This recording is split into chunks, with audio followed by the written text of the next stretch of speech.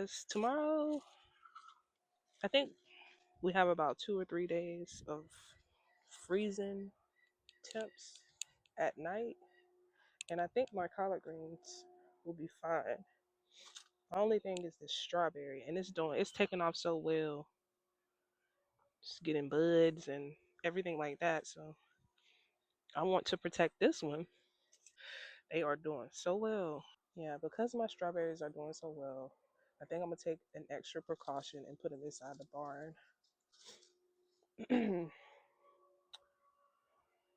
Yeah, because these flowers, every one of these can turn right into strawberries. I don't mind. If you putting it off, I'm taking it. Okay?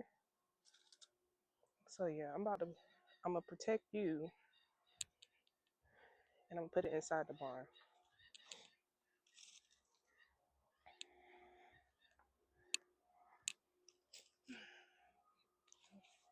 Set it out in the sun for a minute. It wasn't intentional, but I caught me some rainwater, just a little bit. Oh, I don't wanna drop that.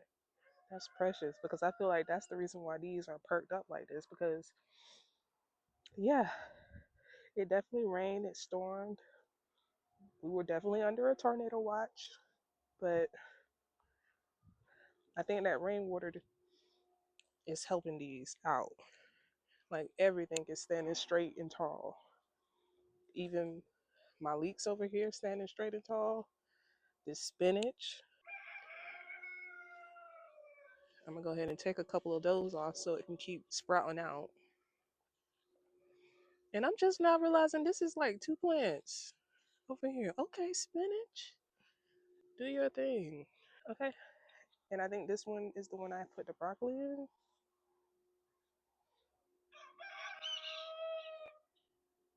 I'm pretty sure it has some sprouts in there already.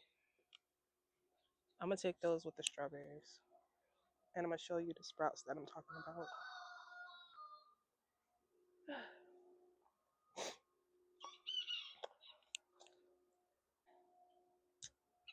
Those are definitely sprouts.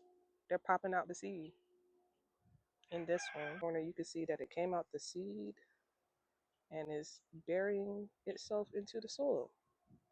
I don't know if y'all can see that, but yeah, I did that.